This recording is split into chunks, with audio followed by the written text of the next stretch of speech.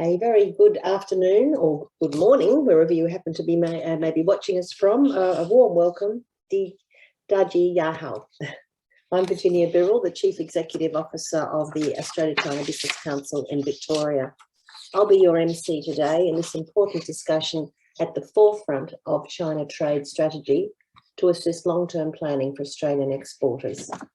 I'll begin by acknowledging the traditional owners of the land on which we meet today and from all the localities around Australia where our audience may be, and pay my respects to their elders past, present and emerging. Thank you so much for joining us for this session. I'd like to welcome back those of you online who've joined our previous sessions in our Global Victoria Trade Alliance Export Program. I can see from the registrations we have a number of returning attendees and exporters with experience ranging from 0 to 10 plus years in global markets focused in China. We have a number of attendees who have experience in other Asian markets and further abroad, but as expected, we have a primarily China-focused group. This is perfect, as our speakers today will be addressing the much discussed topic of market diversification. There's no doubt that global markets are changing, and so too is the nature of the Australia-China economic relationship. After careful consideration of these changes, and in wanting to best service our members with a progressive and long-term strategic trade ambition, at the 2020 Joint Parliamentary Inquiry into Diversifying Australia's Trade and Investment Profile, ACBC announced its commitment to a China Plus strategy.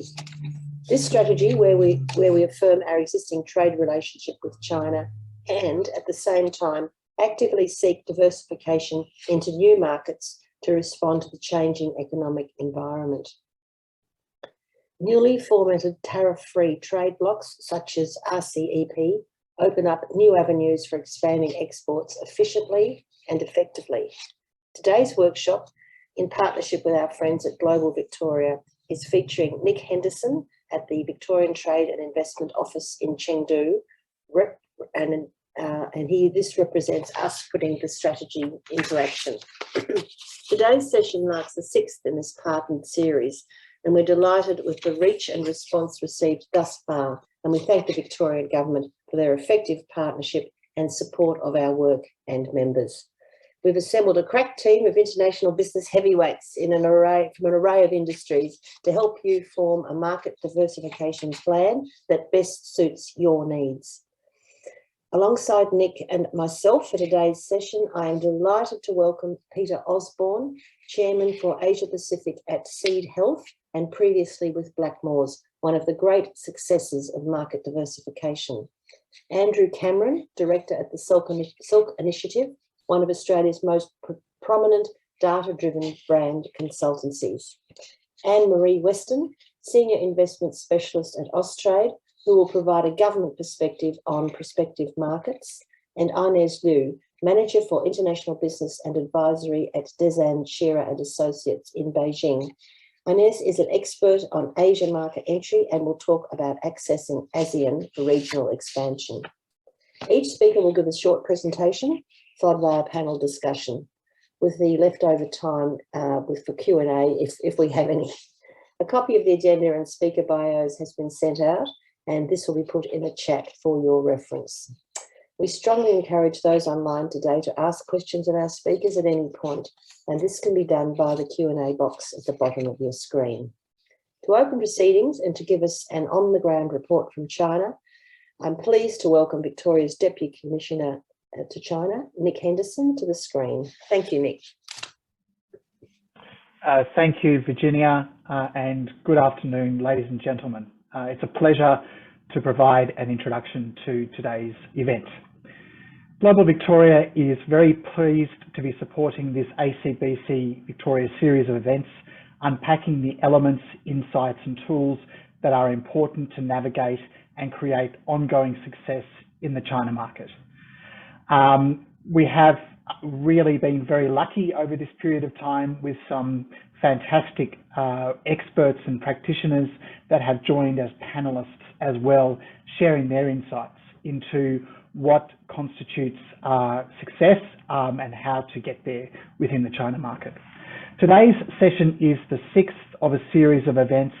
that started last year, as Virginia mentioned, and focused on a number of different elements of what creates success when dealing with China. Why China, growing in China, and these strategic China briefings. Why China covered FTAs, logistics, shipping, market research, distribution, and channel structure, building and maintaining commercial relationships, and tips for creating long-term success in the market. Grow your exports covered market research and insights, market diversification, managing COVID environments, and some of the important elements to maintain China business and also to grow that business. And included also China's digital economy and marketing ecosystem. And today's event is market diversification and growing your business in China and beyond. For Victoria, China is our largest export market. China also represents our largest market for food and fibre, international education, and tourism. This status represents decades of trade and economic development undertaken by successive and current governments and many, many businesses alike. China's future market opportunities are still pronounced and are underpinned by strong macro forces like burgeoning middle to upper middle class consumer base, a population that is becoming increasingly urbanized, and economic growth in tier 2, 3, and 4 cities, which offers real opportunities in an ongoing medium to long-term time horizon. Of course, China market, given a number of reasons many of you are clear and are basically very clear about, present challenges and risks, and these also still need to be effectively managed. Today's central topic, export market diversification, is very important. Given the complexity and risk associated with recent international and pandemic environment, it is important for businesses to mitigate risks and diversify markets to meet business growth and stability needs. Indeed, our Victorian Government Trade and Investment Network, spanning across the globe, is there to support Victorian companies with this activity. We support the China Plus concept, whereby diversification should occur by still maintaining focus on the strategically important Chinese market. The plus element is looking to new and emerging markets that best suit individual business, product and services and aligns with strategy, whether it be Vietnam, Singapore, or the UK, or any other emerging market. We strongly believe that diversification should not be at the cost or erosion of emphasis on the China market. That is still such an important growth market. There are indeed no markets that can replicate the export volume, value, and general growth opportunities that China represents. We have a fantastic panel of speakers today who will cover all of these topics and more. And I encourage you, as we go through, to put any questions you may have into the chat box so that we can indeed engage with those particular topics that are of interest and concern to you. Before I conclude, I just wanted to take a few minutes to speak about the Victorian Government Trade and Investment Network in China. Many of you will know that the Victorian Government is a leader in Australia in terms of growing our relationships with China. We have the largest presence of any state government, with 5 trade and investment offices located and heading up in Shanghai, where Brett Stevens, our commissioner, is based. We have offices in Beijing, Nanjing, Chengdu, where I'm based, Hong Kong, and a team of 25 staff building not only commercial partnerships, but also our government to government, our cultural and people to people links, including with our 2 sister state relationships in Jiangsu and Sichuan. That's all from me. I think we'll get down to hearing from our speakers on today's topic, and I'll pass back to Virginia. Thank you. Thanks, Nick. That's tremendous. I think it's very important for people to know what support is available in country now, because not being able to travel there, it's vital that you can then have the communication with the team up there. So thanks, Nick. You always give us a terrific overview. Thank you so much. It's now my great pleasure to introduce Peter Osborne, a name that should be known to many. Peter is a highly credentialed leader and business advisor with a unique combination of executive level commercial and government diplomatic experience in Asia and particularly China. Peter was with Blackmores as Managing Director Asia, and in that role he held full responsibility for the $340 million business in Asia, employing 900 staff in 14 markets. So Peter, you certainly know a lot about diversifying markets. Also previously serving as the Senior Trade Diplomat with Austrade, Peter is among the top tier of China market experts in Australia. Thank you so much for joining us today, Peter. Over to you. Virginia, and great to be here. And let me get the technology working and share my screen. So let me see. Just check everyone can see that, I hope. So I think we're good to go. So yeah, look, thanks Virginia, and thanks for ACBC and Global Victoria for the opportunity to make a few comments today. And it's certainly a great pleasure to be here. And I know there's a number of participants on the call who are more China expert than me. So, and some of you like David Thomas and Michael Wadley and Liu Bing and others who've seen some of my presentations before, forgive me if you've seen some of these quotes and images before. So look, I just, what I really wanted to cover in the next 15 minutes or so was some insights from the front line, if we put it that way, of having, as Virginia noted, developed a number of new markets for Blackmores in my time there, and I'll speak a bit about that. But also, in the last 2 years, I've been advising quite a lot of Australian, US, and some Japanese and Korean companies on Asia market expansion and also China market entry. So some of this comes from those discussions and with them as well. So look, just to kick off, I do like my Chinese proverb, so you'll get plenty through this presentation, everyone. So I hope that's okay. The first one is pretty self-explanatory, and the second, this is another one of my old favourites, which is of course Sun Tzu has always got great quotes, which is really about, okay, whoever's first in the field has a much easier time in many ways than any company or people who come in second. And I think that's a really important thing to think about when you're looking at market diversification or new market entries. And the reason I put up a map of Asia here, and this is, as you can see, this is a very large area. And the reason for wanting to talk a little bit about this was just in the time, as Virginia said, I was with Blackmores from 2009 until early 2020. And we did grow from 5 to 14 markets, or actually about 7 or 18 markets at its peak during that period of time. And we looked at, during that time with Blackmores and subsequently with a number of other firms, I've looked at pretty much every market in Asia. And in Blackmores, we assessed around 22 different markets across the whole of the region. As I say, ended up successfully entering about 14 and unsuccessfully entering a couple, which are also, and we learned some hard lessons from that as well. So some of what I want to just talk through today really goes through some of those lessons that I've learned and that I hope can help companies that are thinking about diversifying. On our other speakers, for Andrew, Anne-Marie and Ines, will cover a lot of the broader areas of the opportunities in other markets and expanding into ASEAN and taking your skills and learnings from China to other markets. So I won't dwell on that. So let me just get straight into it. To open a shop is easy, to keep it open is an art. And I think this is a really important for everyone to think about. And I start off with something I've really learnt from what's a long time now of helping companies to expand their business into the region, is that, you know, boards, shareholders, investors and management, we always underestimate the investment that's going to be needed to expand your business overseas, and we always overestimate how quickly that business will deliver a profit.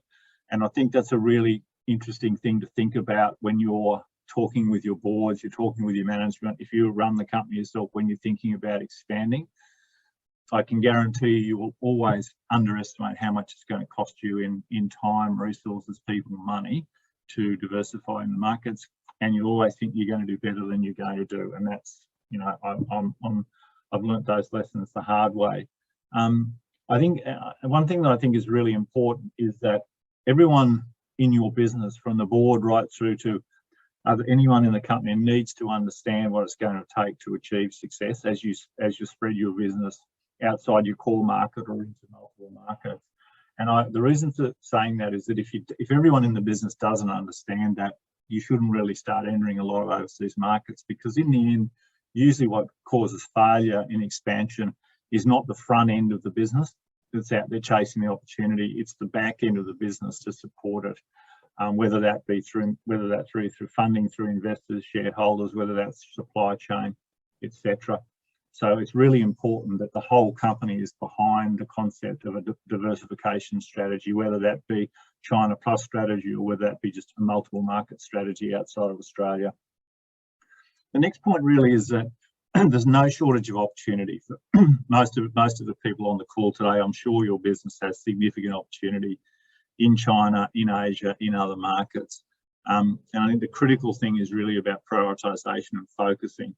And there's that great Chinese saying, which is the person who chases two rabbits catches neither. And I think, and during the time I was at Blackmores, I had a habit of chasing a lot of different markets. And I think we learnt the lesson of probably going into too many markets too quickly. And that included going into a number of markets in Indochina, Cambodia in particular, that didn't end up working very well for us at all. And I think it was really just because we were trying to do too much at one time. And a number of the companies I've helped in the last 12 months have also, I think, really fallen prey to that of trying to do too much too quickly, and then nothing really works very well. The next point, which might sound like a motherhood statement, but it's really not, is that the bottom line is the bottom line. It's about cash and profit. And I think particularly for China and for some other markets in Asia, it's very easy to get distracted or attracted by the huge numbers of promised GMV or gross sales, gross merchandise value when it comes to China cross-border platforms, or sales value, and people forget about profit. And I think it's really, you always got to keep focused on what business is going to generate money for you. And an interesting example of that for Blackmores was that we entered Kazakhstan. And if I could see you, many of you were probably laughing. Why would you enter Kazakhstan? What's interesting with Kazakhstan, we ended up with a distributor in the market. And in fact, we made more money in Kazakhstan in the first 12 months than we made in Taiwan in the previous 7 years, because Taiwan wasn't generating profit for us because of the import tariffs here in Taiwan. So even though Kazakhstan seemed like a weird, obscure market to go into, we actually had a really good business there. They were buying stock FOB. They were footing all the expenses in the market, and we were actually generating profit essentially from the first month in that market. So don't lose sight of cash generation and profit. And I think another point on this slide is just, if you're looking to diversify your business and go into multiple markets or go beyond your core set of markets, it's an ultra marathon. It's not a sprint. It's years of effort and years of focus for the company to get there. So don't think it's going to be a sprint. Right, so this is another one of my favourite images, but don't overload your truck. And I made this comment just before in my introductory remarks, is that my observation from the last decade or more has been that many companies that diversify their markets fail, not because there's a lack of opportunity, not because of lack of consumer demand. It's because the total company can't support it, whether it's that they don't have the interest, the bandwidth, the money, or the tenacity to keep going. And I think that's why I make the point, when you start along that road, it's really important that the whole business knows what it's going to take to diversify the business and to keep growing in multiple markets at the same time, or over sequential periods of time. And another really important point, I think, is that one of the reasons for Blackmore's significant success in Asia, and it has been very, very successful, is that, as Virginia mentioned in her comments, before I left Blackmores has around now about 1,000 staff in Asia. When I started with Blackmores in 2009, we had 100. And Blackmores has no expats out of that 1,000 staff. They're all local staff. And the reason for doing that is that it's really critical to have the local knowledge in the market. And my view is that if you're looking to expand into any new market, you need to have your own people on the ground there. And that doesn't have to be a big team. It can just be one person, but someone who's loyal to you in the market, that is looking after your interests. And my view is, even if you're a small company, if you're not willing to make that type of investment of having someone on the ground, it doesn't necessarily need to be a physical person. It can be a company like a TSI, it can be working with Austrade, Victorian Government, etc. But you need to have some on-ground resource supporting you. Also, I think sometimes we get distracted by, if you can speak fluent Chinese or you speak fluent Bahasa, that's awesome. But as we all know, you never have the cultural insights or the business insights just to understand what's going on in that market as well as any local person does. I've always equated it to being like, being like water in a bucket, where you're the oil on top of the water. You're in the bucket, but you're not underneath the water. So I think it's important to think about that too in your strategy for expansion. Obviously, these markets in Asia and particularly China move incredibly rapidly. And it's not just the market, it's the culture, it's the language, it's the way consumers purchase, the way they think. It's very live and always changing. And I think as Australians going into those markets, we're always foreigners, and in many ways, we're always just a visitor. So that's the reason why my view is you really need to build very strong local capability in the market and empower your team and then trust them to do their jobs. And just to give you an idea of what can happen if you get it right, not without making, we did make a few mistakes on the way, but this is Blackmore's growth from 2009 until 2021, so last year.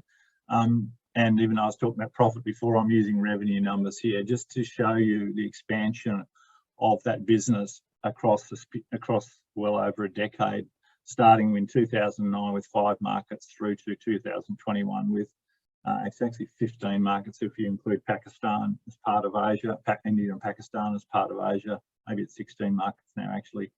And you can see the growth. You can see the growth of the Asia business, which is everything but China, across that period. And you see some jumps along the way there where the Asian revenue goes up, particularly around that 2013 to 15 period. Korea came online very strongly for Blackmore's, and in 2016 Korea went sort of offline, but then China started picking up. And I think what's interesting, if you look at the last few years for Blackmore's growth now, is China is sort of stable. It's still growing, but sort of stabilizing, and you're getting pretty significant growth in other markets in Asia. And the market that's growing most significantly for Blackmore's is Indonesia. Blackmore's has a joint venture in Indonesia with Kalbe Pharma, one of the biggest pharma companies in Southeast Asia. And that business has been there for 5 years now. It took 3 years before it broke even, but it's now a very, very good business for Blackmore's and for Kalbe, and growing very strongly. So if you want a good reflection of what market diversification can do for a company, their expansion into Asia for Blackmore's, particularly going from 14% of group revenue up to over 50% of group revenue, and actually now Asia contributes much more than 50% to group profit in 2021. I think you really see, I think you can really see the benefits of diversification and growing into multiple markets. And I think the other speakers in the next 45 minutes will present a lot of great examples for that.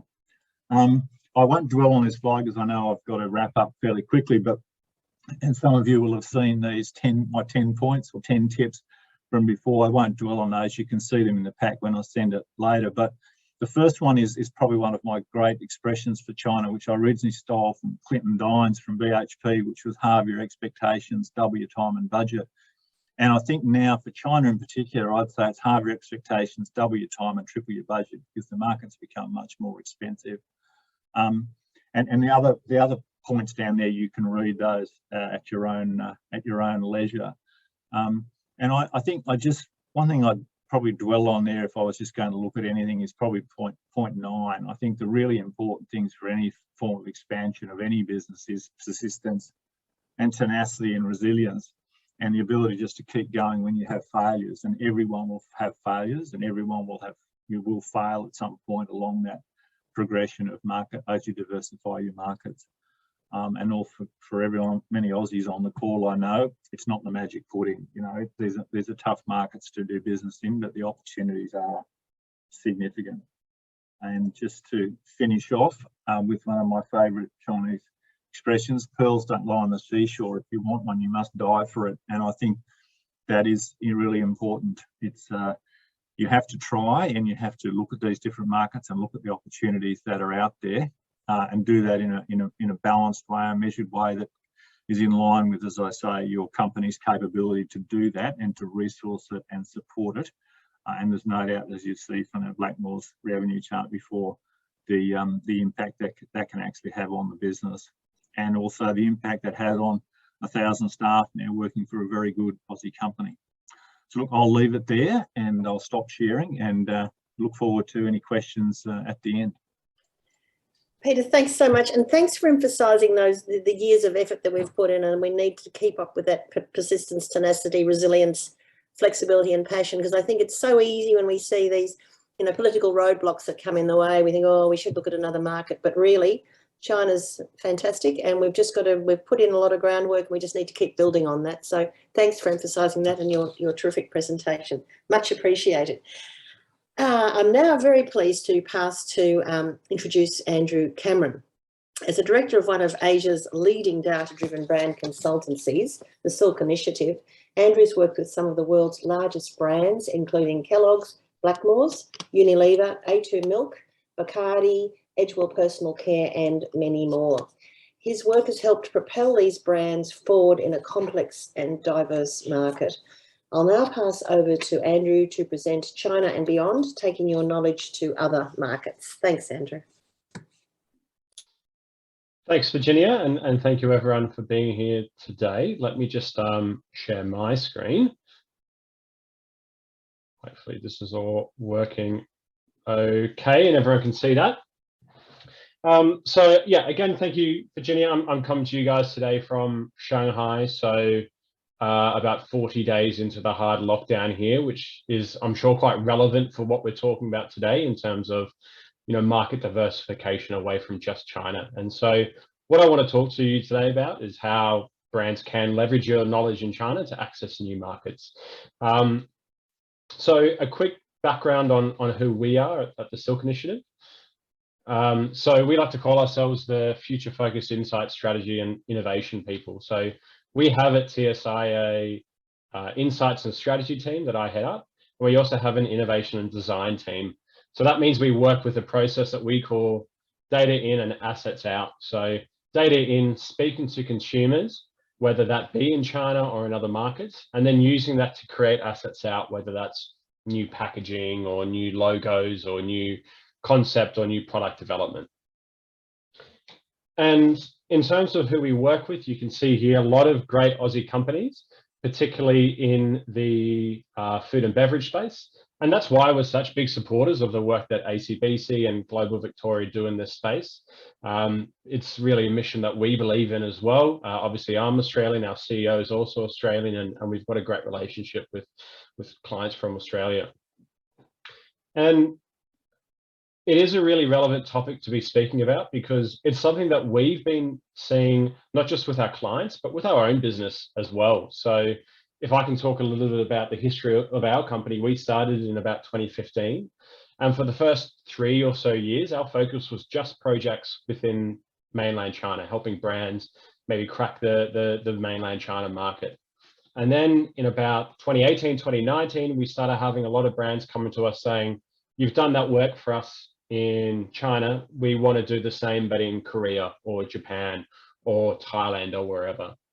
And then over the last kind of 12, 18 months, what we've been seeing is now even moving beyond that. And now we're performing for some clients standalone projects in Asian markets, maybe not touching China or where China is an afterthought. So what that means is really that this is just a relevant conversation to be having in terms of a China Plus strategy, and it's something we've been going through with our clients a lot as well. So with that in mind, I want to talk about a little bit about what we've learned from the process, particularly as we've been speaking to consumers in China and in other markets.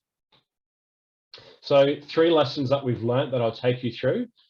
Firstly, that trends we see in China often do extend across markets, but the devil really is in the details. Second, about being conscious of trendsetters within the region, particularly when it comes to deciding which markets you might want to diversify into. And then thirdly, competitive context will be different. And really just to echo on Peter's presentations just now, just absolutely do that homework up front. Don't underestimate the work that's going to be needed to understand the lay of the land as we enter a new market. So we really do need to do that homework. So that first point, in terms of trends that we see in China. So really what we see when we speak to consumers is that often these broad category trends, something like sustainability or wellness or functional benefits, can be quite common across not just China, but other markets within the region. But where we see a big difference is in how consumers in each of those markets expect brands to deliver on those trends. So what that means is if you have a brand that really is on trend in China, that's great. You have a really good chance of cracking other markets, but we do need to understand what those expectations are before we take the plunge. And I want to illustrate this with a couple of points from some projects we've worked on and some of our own data. So on that data point, something we have at TSI is a tool called Navigator. We speak to consumers in 4 Asian markets, China, Japan, Thailand, and Indonesia, about food and beverage. So speaking to them about 12 different food and beverage categories to understand what they're buying and why they're buying what they do. So one of the first things we ask them in this is, when it comes to buying food and beverage across these different categories, what are the things they're looking for? What are their purchase drivers? And in China, where we see that food safety has historically been a bit of an issue, we see that safety is number 1, followed by high quality ingredients, quite linked to that. And then things like taste, followed by being natural and being talked about a lot. When we go to those other Asian markets of Japan, Thailand, and Indonesia, we see that taste is the most important factor in all of those 3, followed by things like good value for money, high quality ingredients and safety, but also availability as well. So what this shows is there is some similarity for sure in terms of, say, safety coming out as being an important factor, but the way it manifests in these other markets does vary. So while foreign food and beverage brands in China may historically have been able to lean on being safe and having great production qualities, if we're expanding into other markets, we need to make sure we're doing beyond just that and speaking to some of these other elements as well, which can be just as important, if not more important, in other markets. And I want to go into a bit more detail about one trend in particular that we've been focusing on a bit recently, sustainability. So this is something that we know from our work with our clients and as we speak to consumers, it's definitely a growing trend across the world, and Asia's no different there. So at the moment, it is something that is low on the priorities for consumers, but it is definitely growing. When we speak to consumers more and more, they have more of an awareness and it's more top of mind for them.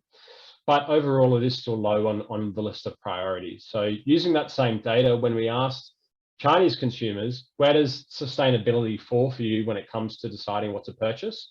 It was 13th out of 14 different drivers that we asked. So right down the bottom of the list.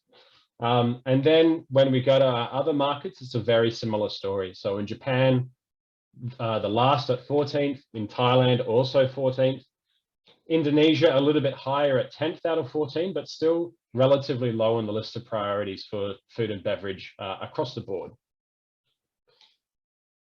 But what I want to make the point here is that even though sustainability is in a similar place, maybe in terms of that development of the trend, it doesn't mean it's seen the same way in each of these markets.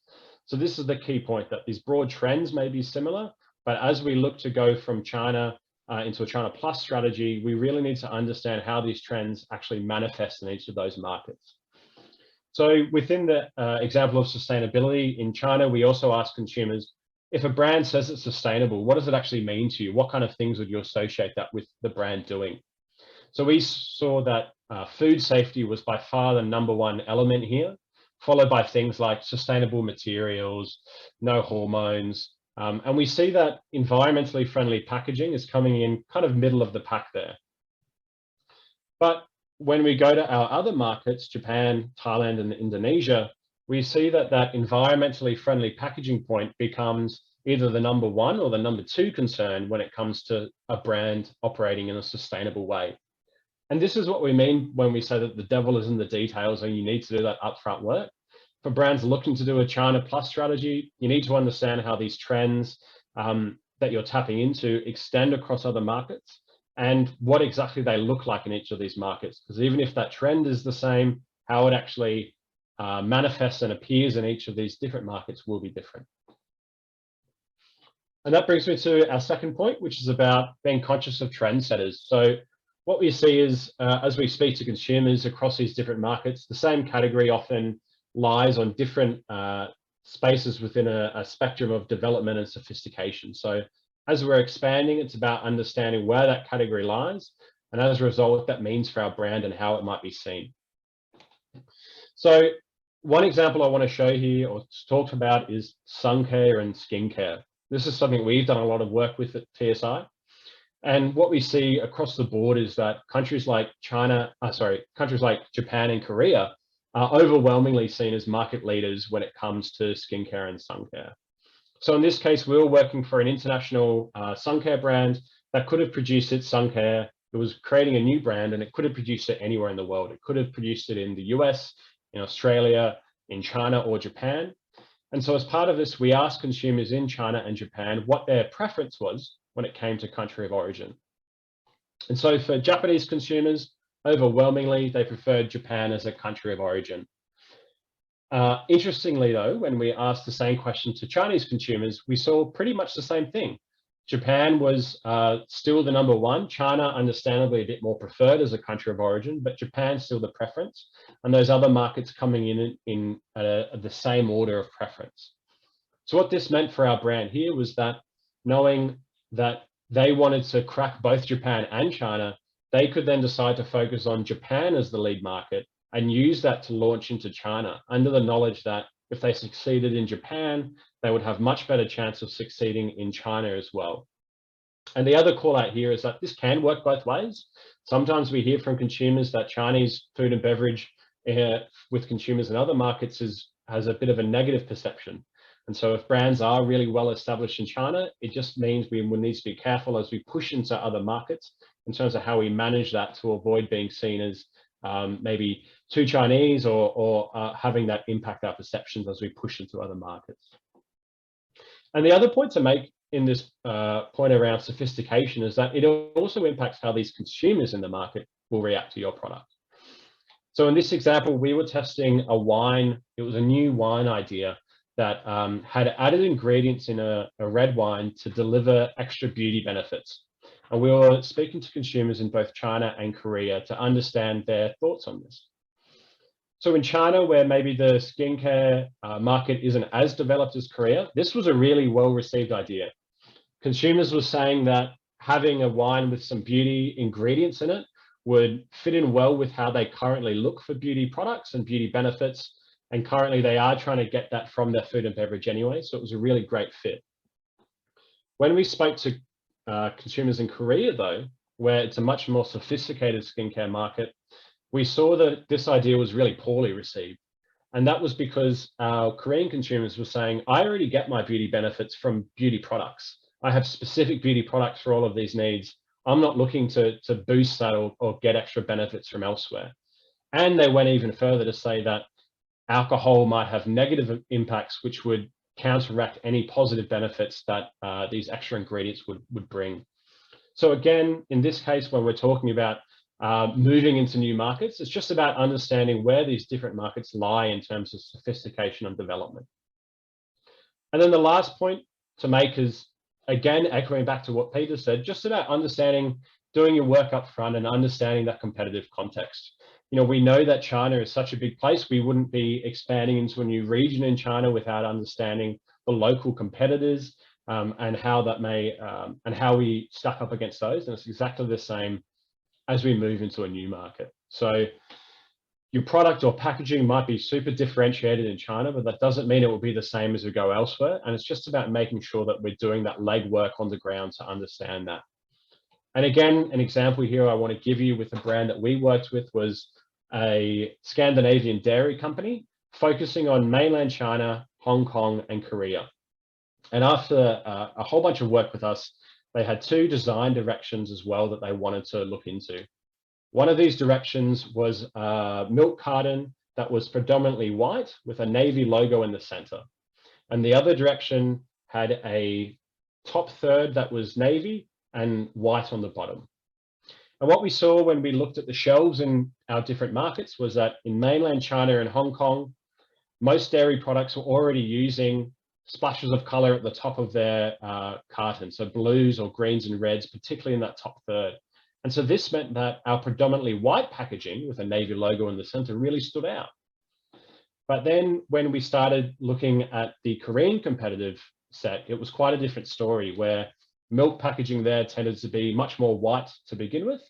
And so as a result, the predominantly white packaging fell down, and the one with a navy top and a bold navy top third was really standing out on shelf instead.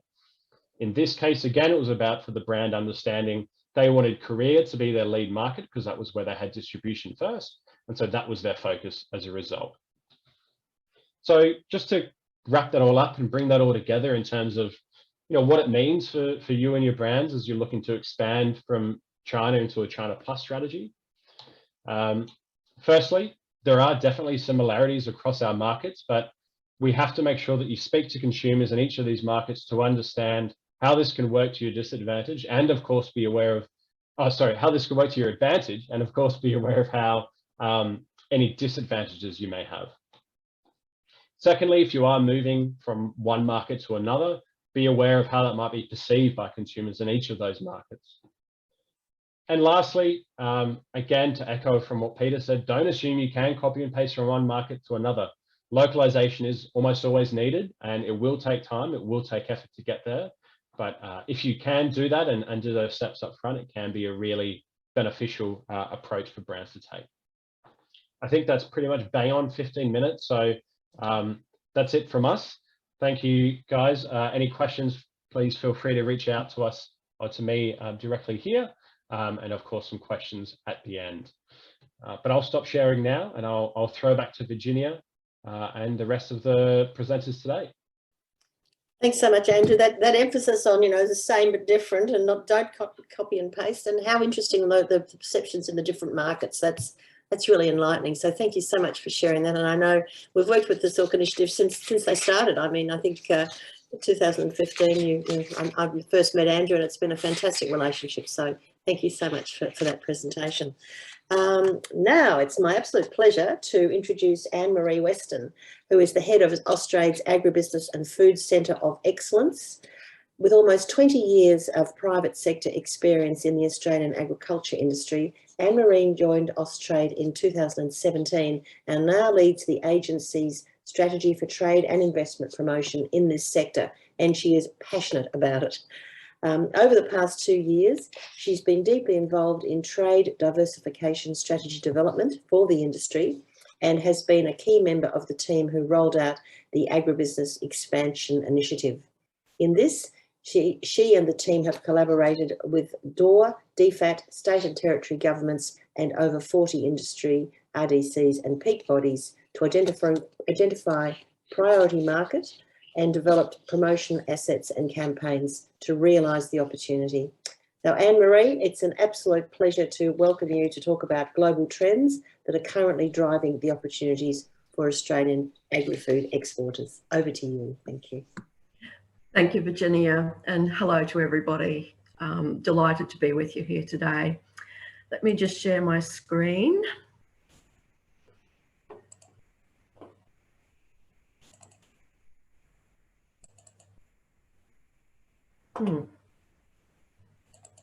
Got it.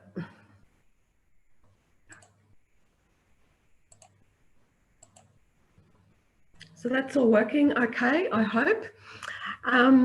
Look, I had a bit of a think about my presentation before committing pen to paper digitally on PowerPoint. We tend to, with our Austrade presentations, we focus a lot on the data and the statistics. There would be a lot of graphics for you, but I've decided to take a different approach today, and that was to, I guess, give you a bit of a just a snapshot of what we've been doing at Austrade over the last 12-18 months in terms of market diversification for the agribusiness and food industry, but more importantly, share with you some of the key messaging that we're hearing now, both from our export company clients, our posts, industry associations, and also our customers in market. And I'm actually, it's good to hear that it's a lot of the messaging we've already heard from Andrew and Peter previously. It's all being reinforced. So I think we're all on the money here. So I'll be talking very much with the agribusiness and food lens. And as I mentioned, we stood up last year the Agribusiness Expansion Initiative, which was the federal government funded initiative approved in Christmas 2020. And it was all about the government directed over $70 million to Austrade and to the Department of Agriculture to work with industry and with clients, importantly, to diversify and grow their markets. Now what triggered all this was, you would all be familiar with the market closures that we experienced in 2020 due to the COVID disruptions. And that started with China, who's our key trading partner for agribusiness, food and fibre. At the same time, our supply chains were challenged, both with air freight, shipping, market access was challenged as well. And it became really evident that for many businesses, their business models were quite vulnerable, and so were their supply chains. Then in the second half of 2020, we then sort of moved into, I guess, more heightened geopolitical tensions between China and Australia. And we saw enormous trade disruptions for barley, rock lobster, timber, many of the meat processing plants, and wine. And those sectors were not so much, well, yeah, all of them were very highly exposed to the China market. Regardless of what the reasons are behind that, it meant that industry as a whole, but also at a company level, we're looking at, well, what are our alternatives? So we've been working very closely to support them in those efforts. I won't go into too much detail on the programs, but at Austrade, we got $43 million to really upscale, or just basically bring on more people, more boots on the ground in terms of our global engagement managers here in Australia, but also our business development managers in market. And we've been able to deliver surge support for market expansion and diversification for the agribusiness and food industry. And it will go for 2.5 years, finishing up in June next year. So at the moment, we've got over 1,000 clients receiving our customised one-on-one service, which is quite extraordinary. That's, when I say 1,000 clients, that's just in agribusiness and food. And complementing that, we've delivered, particularly in this COVID environment, a huge number of what we call one-to-many or group service events, where we've delivered webinars, masterclasses, market briefings virtually, right across the globe for both customers and for export companies. DOR also got money to boost their short-term ag counsellor network and market intelligence, but the big one for us and for industry was that they got over, they got an uplift in the last budget as well, over $20 million for the AppMap program, which is all about trade and market access. And it's meant that Austrade and DOR have been working very closely on that program as well, which is, I think, going to be a wonderful legacy coming out of this initiative from a whole of government support to industry. And I've just put up the bodies that we've been working with. It's the Centre of Excellence's role to engage with all the stakeholders. This too will be, I think, a fantastic legacy of ABBY, is that as we call it, in that we're making sure now, as much as possible, there's always going to be differences of opinion, but we're making sure that we're aligned as much as possible between what industry is wanting to do, what companies are wanting to do at a micro level, and also with the state and territory governments as well as DORA and DFAT. So we're trying to bring all that together to ensure that we're singing from the same hymn book, reducing duplication and maximising that impact of trade diversification. The other thing too is because we're so deeply engaged with these groups, it's also enabled us to bring all that together with our client insights to get I think a more holistic view of what's happening globally and nationally in the industry. Now, ABBY's been very much underpinned by a China Plus approach, even though the program is all around diversification and trade expansion. It's been business as usual at Austrade for the Greater China posts. We've got over 100 personnel looking after that market, and they have continued to be as busy as they always were prior to all this disruption, working with clients and customers, and have continued to service and support them. Another campaign that we did last year was called Shine with Australia, and that occurred in China in late 2021. Now, Shine with Australia was developed under ABBY. It's based on our nation brand, and it was based on, we developed digital assets to promote and advertise Australia's food and beverages in a range of markets in Asia, including China. And we did that for beef, dairy, citrus, seafood, and wine. And anyone who's interested is very welcome to look at those assets on our website, and I can provide the link to that. But what we did for China was we broadened the Shine with Australia campaign to cover all industry sectors.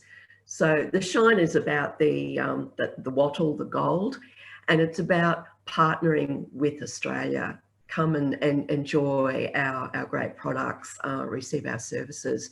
So it was very much a Team Australia approach and very successful.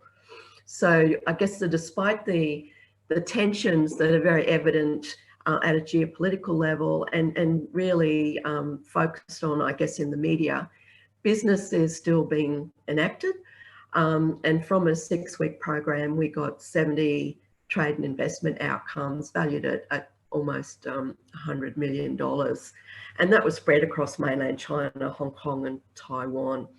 So on the back of that, Shine will be continuing this year. Now, I've just finished with the team. We finished or finalised our global sector trade plans for the next financial year. In that, we've prioritised the markets, and Austrade's very much on Peter's page with don't chase two rabbits, prioritise and focus. Anyone that's had anything to do with a BDM at post at Austrade will know that they will go the distance to get an outcome for a client. But what we're really trying to do is focus on those markets that are going to deliver most results for the industry. And those markets, we've got around about 20 across the globe for ag and food. But that's all at I guess a research and intuitive level. There's a number of factors that we are coming into play that have to be taken into account. And I think it's generally agreed and started to be recognised now that we have moved into a new era geopolitically. And it's not just around China, it's around the world order. The Ukraine-Russia conflict has had enormous repercussions for supply chains around the world. And, sadly, could be advantageous for our agricultural industry if we had the capacity to service it. But it means that we're entering into a new world order, And the trade rules that we've been working on over the last 15, 20 years perhaps may not apply as broadly and generally as we've become used to. The other thing is that the disruptions that we've got to our supply chains and the escalating costs that have arisen, they're going to be ongoing for a while longer and unlikely to resolve in the short term. And that is also the case for freight and logistics constraints and the high costs there. And despite that, on top of that, we've got the completion of the International Freight Assistance Mechanism is on target for the end of June. So what does that mean for business and trade? What we're saying to our clients and to industry is that you need to be prepared for strategic shocks. What we've just experienced over the last couple of years is probably a new normal. It may get, the gaps in between might get shorter, but this is something that business needs to be prepared for. And trust, and I'm talking about trust at a market level, not at a customer level, could be a little less reliable going forward. So businesses and industry need to think deeply about their supply chains. Sovereign capacity is top of mind.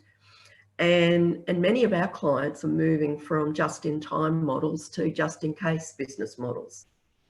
So it's all around the risk, your risk appetite and managing that risk. And obviously, diversification is one of the solutions or mitigation that you can use to manage those risks. The other thing that clients are saying to us this year as we're doing our business planning is they've moved away from just straight out diversification. We actually need to support and defend and grow our markets. That's their primary concern. And it's because of all these other challenges.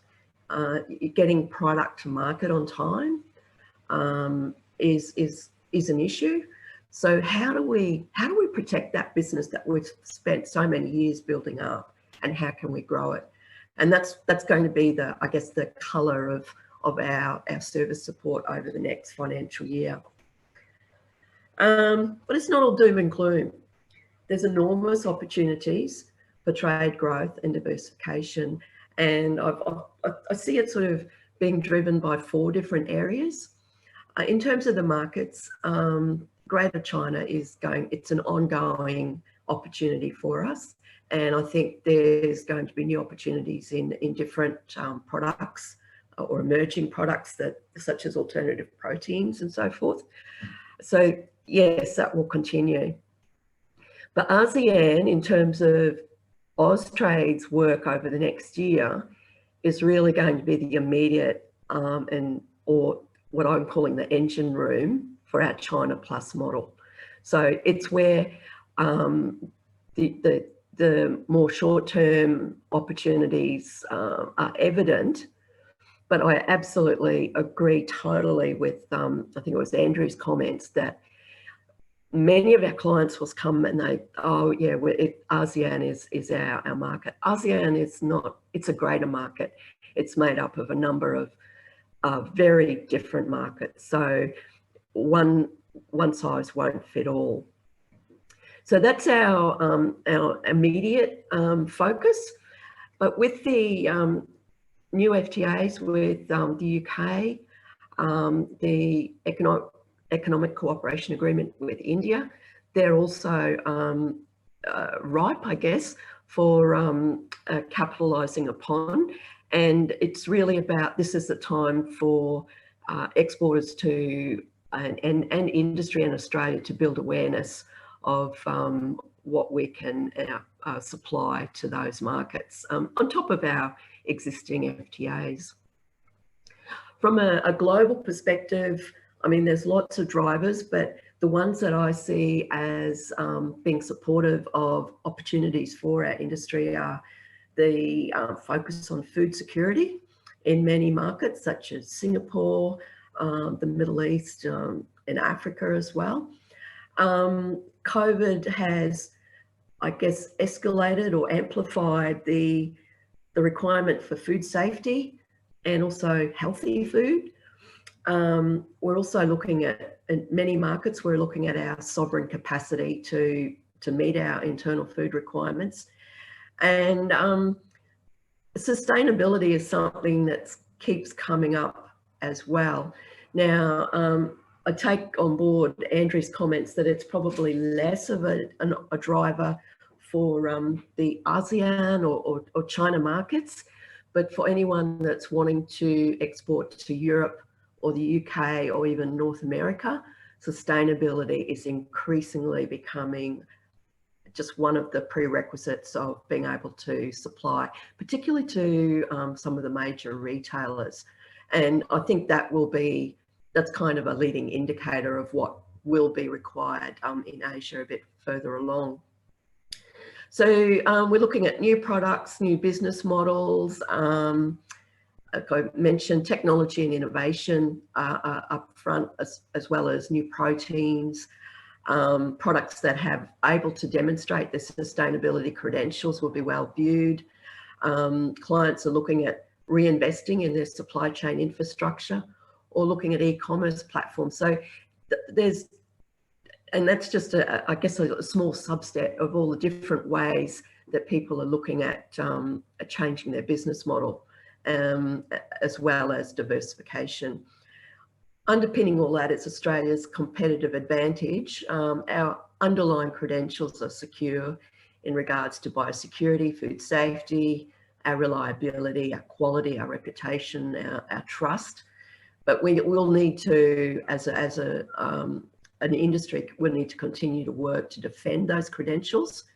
And I think that there will be investment in sustainability credentials. So it will be about obviously operating in a sustainable way, but having the evidence and the certification to be able to demonstrate that.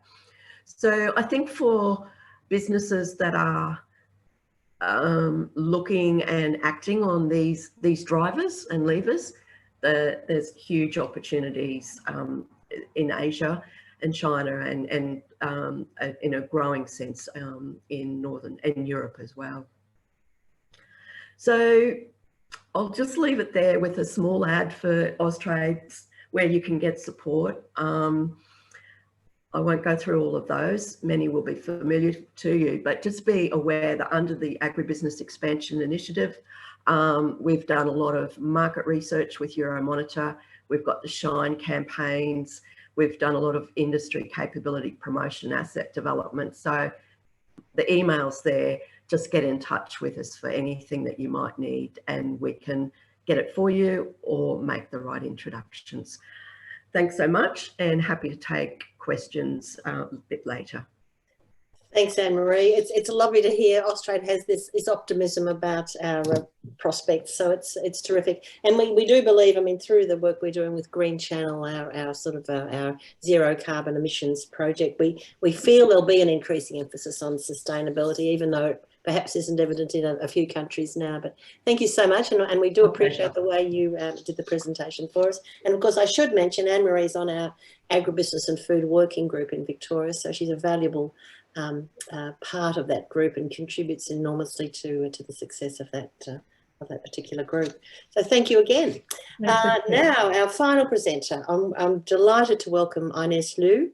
She is a big supporter of ACBC. She is a member and she resides up in Beijing. She's the manager of Desan Shearer and Associates in their Beijing office and is a member of the International Business Advisory Team. She is zooming in today from semi-lockdown Beijing, so we do thank you, Ines, for your commitment. Her daily work sees her advising foreign investors on market entry strategy, corporate structuring, cross-border tax issues, and FDI in China-Asia related issues.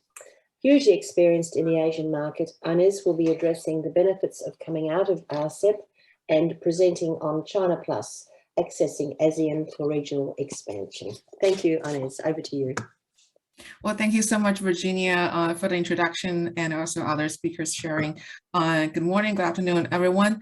It's really, it's a good topic to echo the current, I would say the major two events. Probably you all know, like China doubled on its zero COVID policy. I think the lockdown in Shanghai almost lasts for 2 months now, and still in that situation. And other large cities are affected. And me, myself, based in Beijing, and also pretty much in the lockdown status. We work from home, and several we see the several economics and major investment bank has cut China's GDP expectation only grow by less than even maybe 4%. It's not like 5.5% as Chinese government said previously. But that said, based on the survey reports we've seen made by many foreign chambers here in China, they also mentioned about like they still don't want to give up the China's market.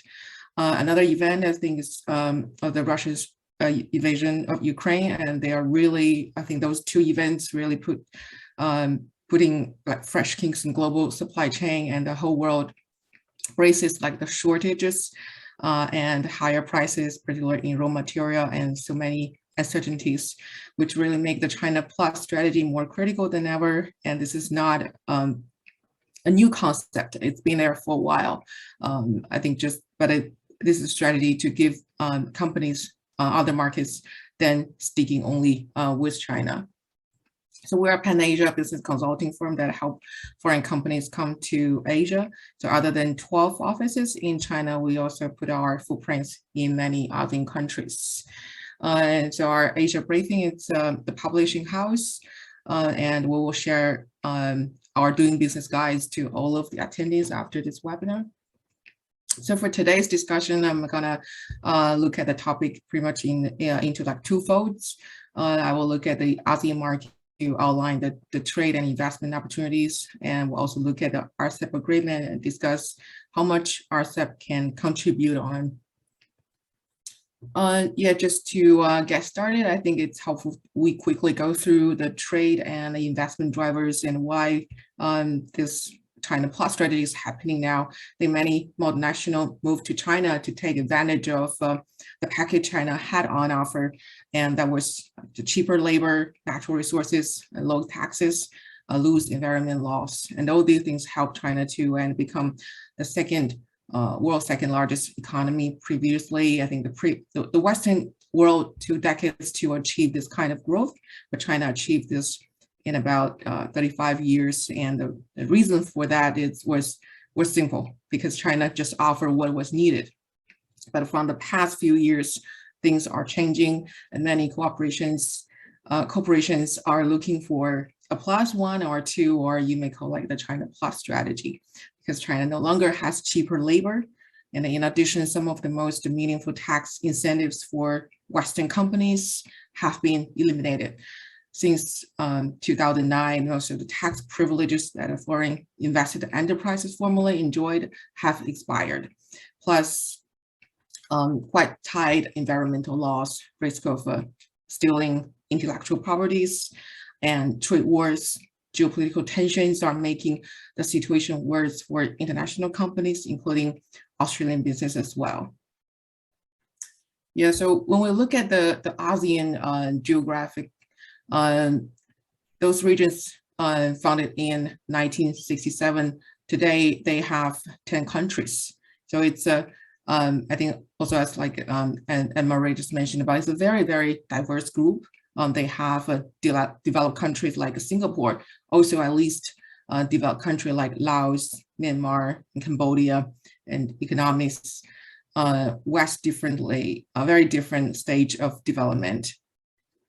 And also when we look at the Vietnam, things are changing so fast, especially their economy continue to perform very well. Vietnam benefits from very long coastline that borders the Gulf of Thailand, the South China Sea, and also the Gulf of Tonkin.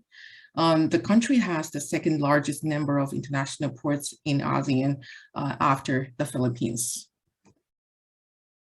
In ASEAN, they are home to more than 600 million people. So it has a larger population than Australia, the European Union, and North America. And ASEAN is a growing hub of consumer demands. In terms of labor force expansion and productivity, those are a big improvements to drive their GDP growth. And ASEAN is also making impressive strides in both areas. ASEAN has the third largest labor force in the world and behind China and India. And its useful population is producing demographic dividend sectors such as processing and manufacturing, retail, telecommunications, and the transportation grow more efficient.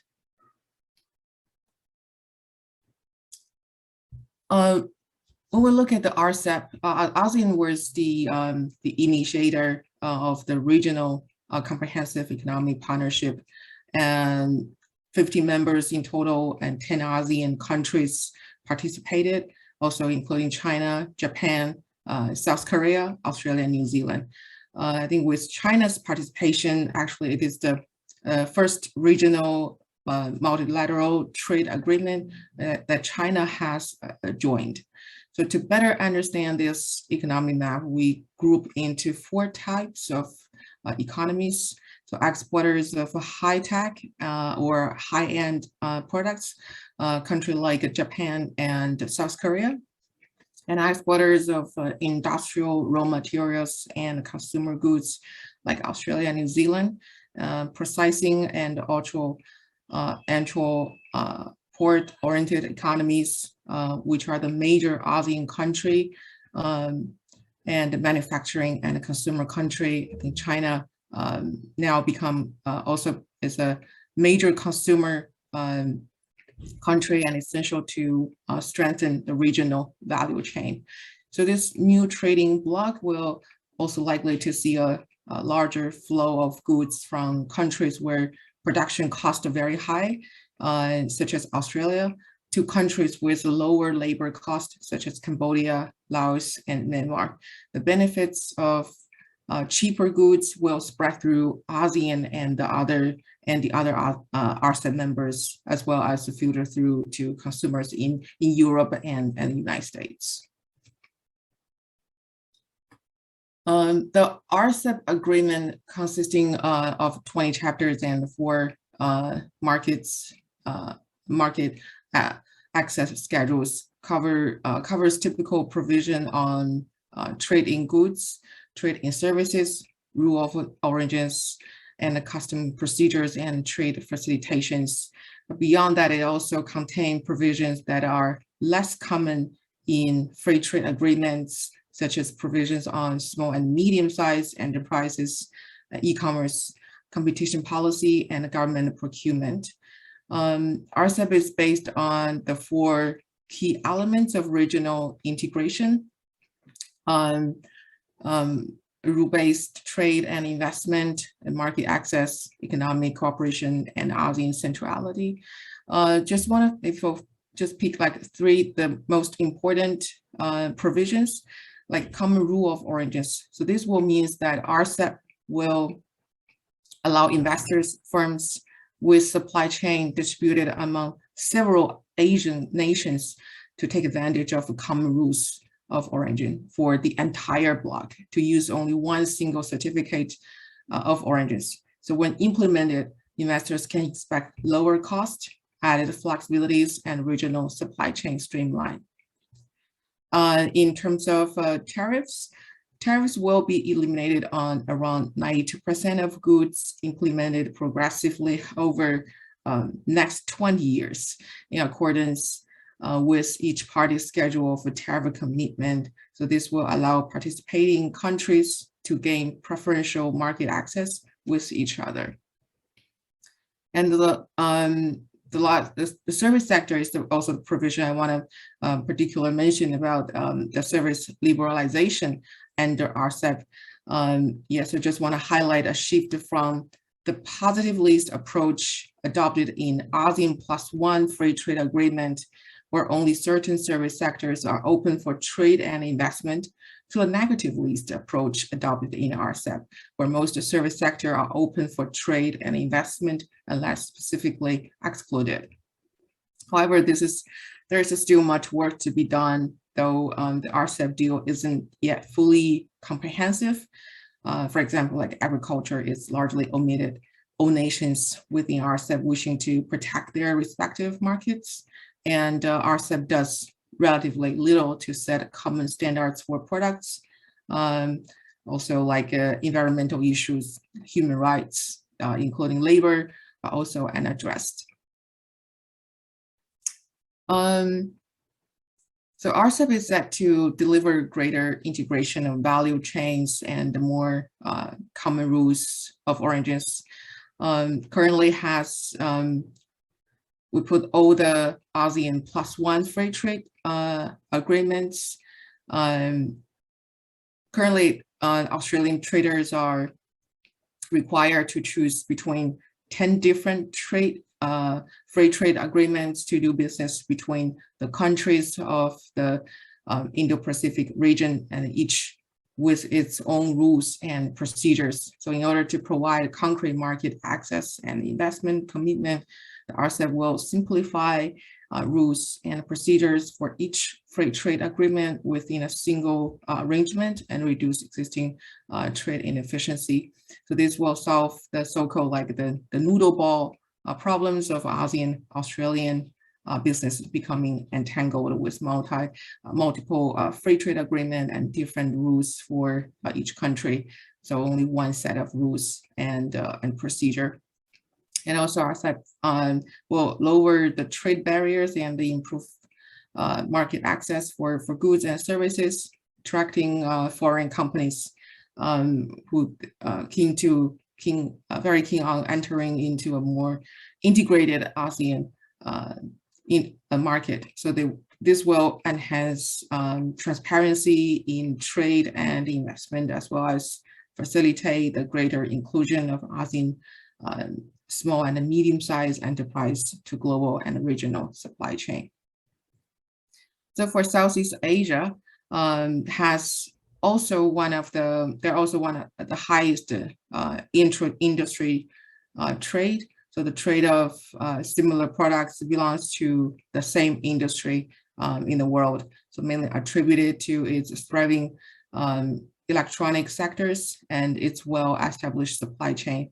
So the RCEP will also boost this trend due to the reduction of tariffs and the application of new innovation that will increase the value-added contents of local products.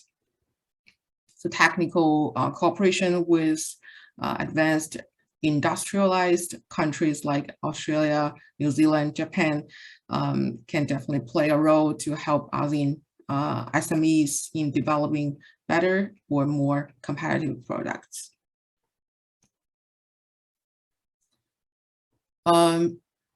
ASEAN, so in terms of the potential sectors and the industry for foreign direct investment, so ASEAN members have quickened the pace of key reforms to improve the ease of doing business and attract foreign investment in new areas such as high-value manufacturing capabilities and digital technology.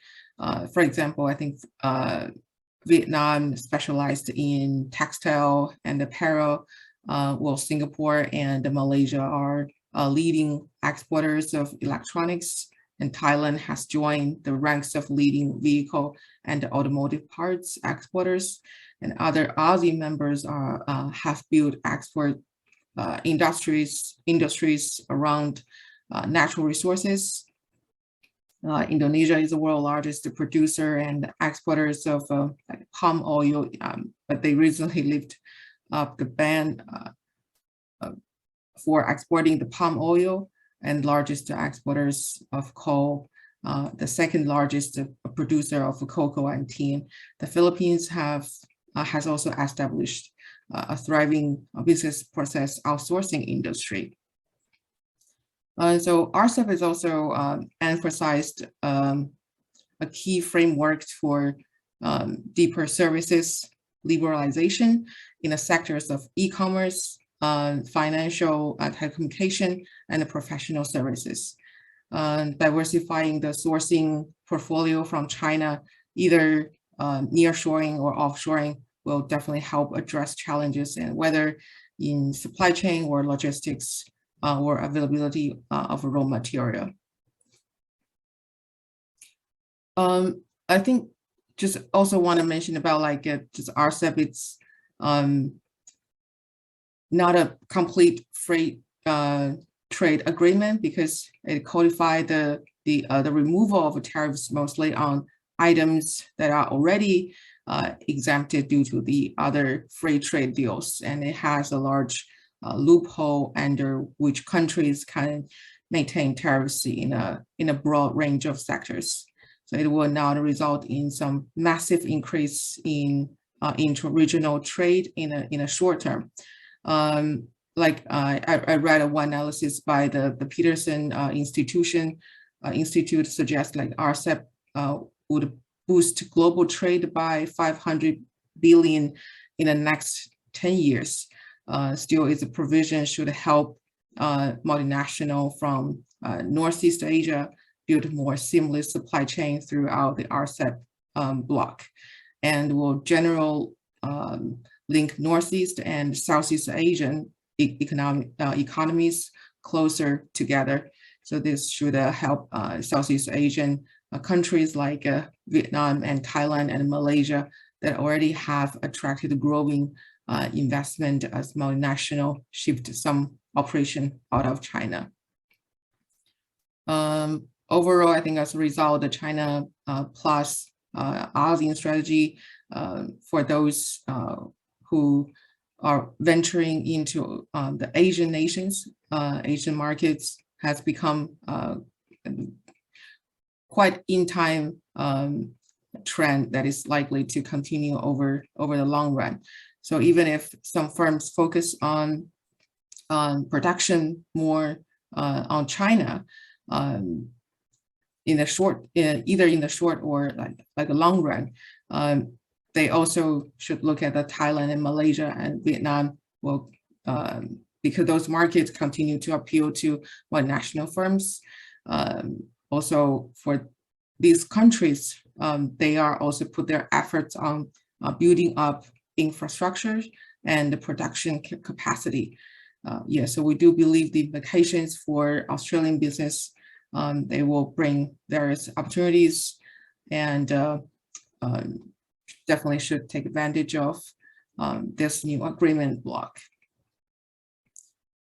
Yeah, so for investors operating across ASEAN, China, and other regions, yeah. So again, I think RCEP definitely offers the good news.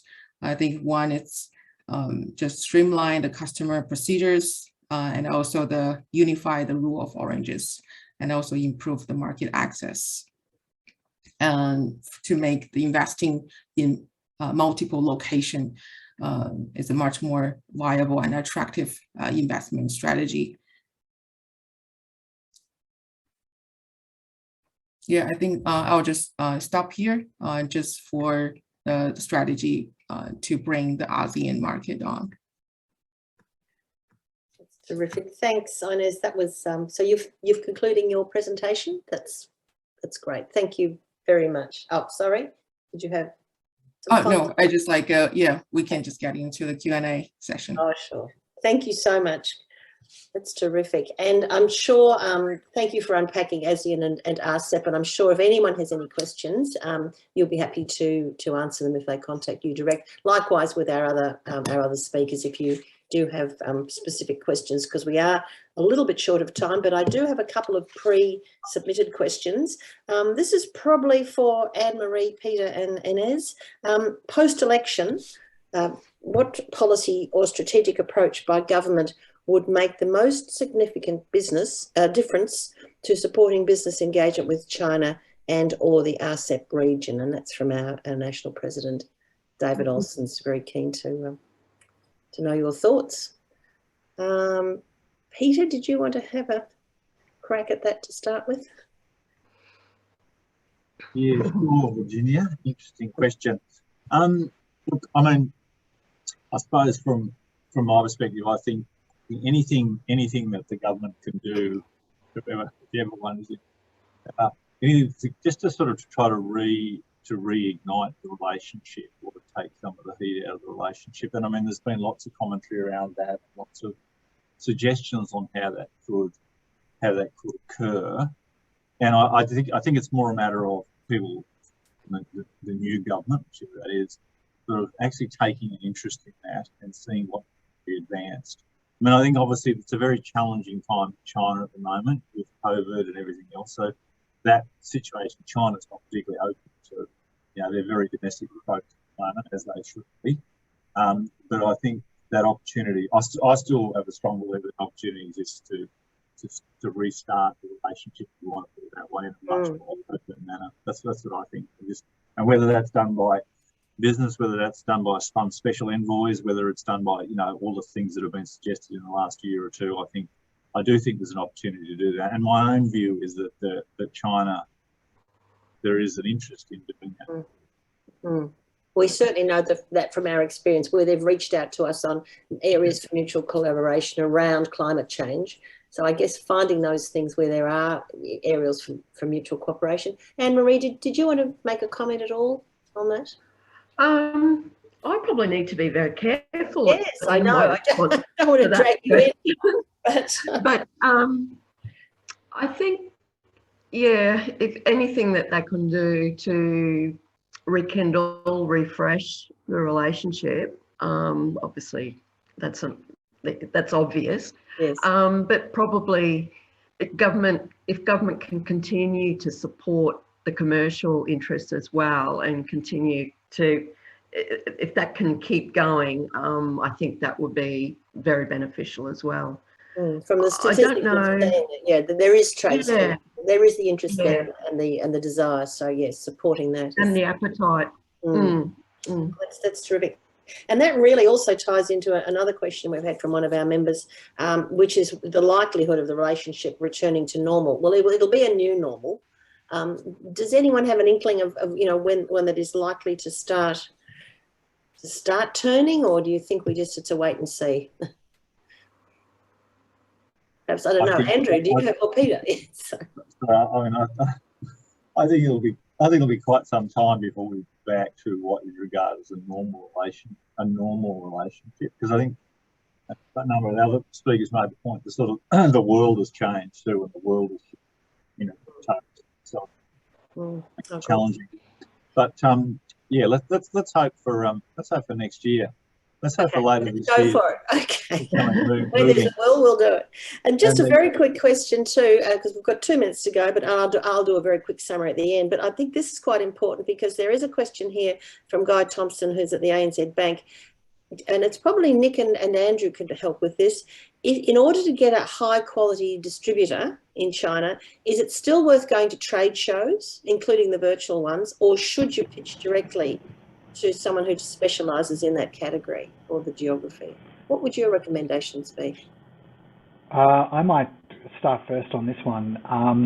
I think it's a combination of both.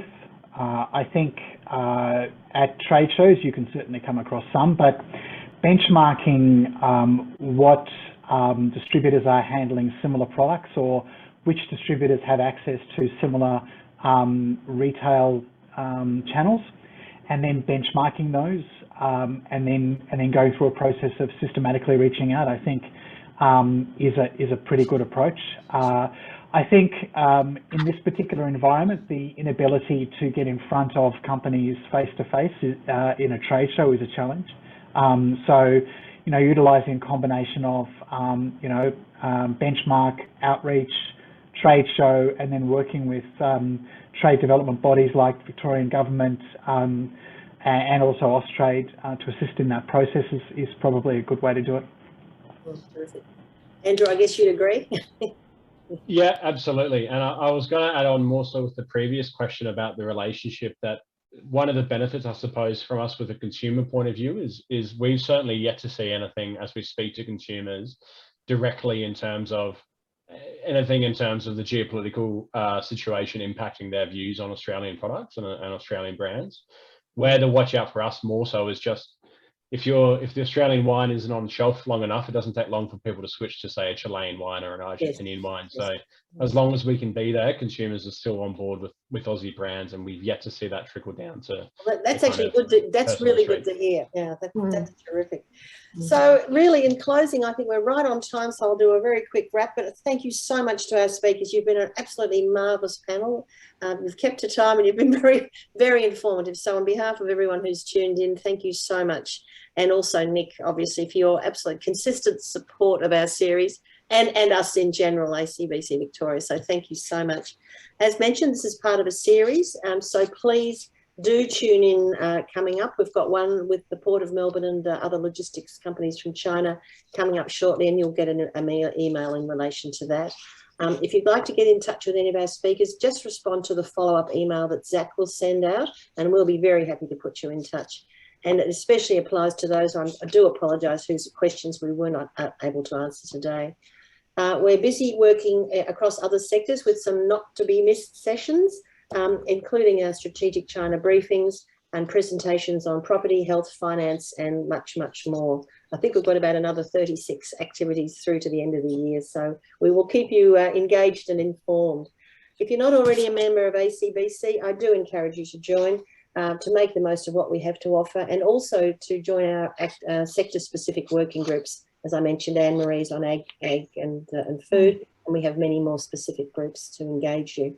We have a short survey after this, so please just take a minute to complete that so we can target our service to you. We appreciate you completing that, so thank you very much. And in the meantime, I look forward to seeing you very soon, so do stay safe and well, and join us when you can. So thanks again. Bye.